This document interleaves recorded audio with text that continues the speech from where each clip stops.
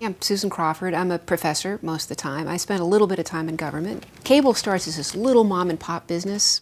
And since then, we, in the 70s and 80s, handed out a lot of exclusive franchises to cable companies.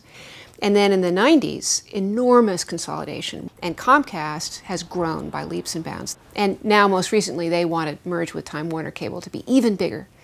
But what happened was that we deregulated the whole sector about 10 years ago when it comes to high-speed internet access.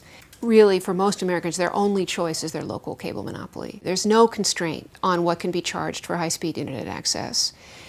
Just as in the Gilded Age, there were very few rules restraining what these moguls could do. Today, Brian Roberts made $29 million last year, and his family tightly controls Comcast and is reaping enormous rewards, and their shareholders are reaping enormous rewards. But their profit incentives are not aligned necessarily with the social interest of the country.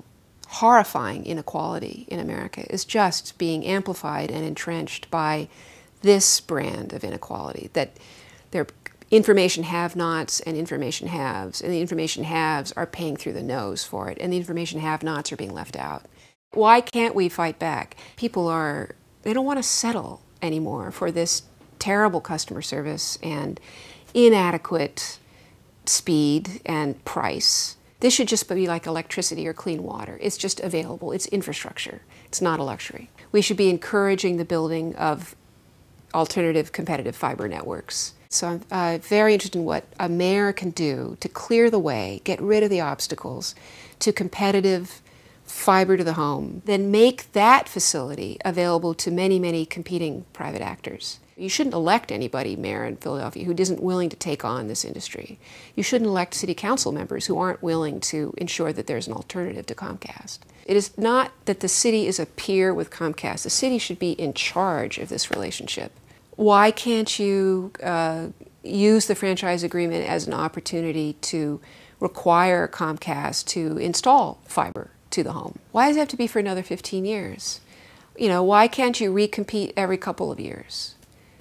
I'm worried that just tinkering with the Internet Essentials program only gives Comcast another talking point. They are not the government. They don't have the public interest in mind. Having a transport network that works well and is available to everyone at a reasonable price, having a communications network that works well and is available to everybody at a reasonable price, makes it possible for people to create flourishing lives of their own.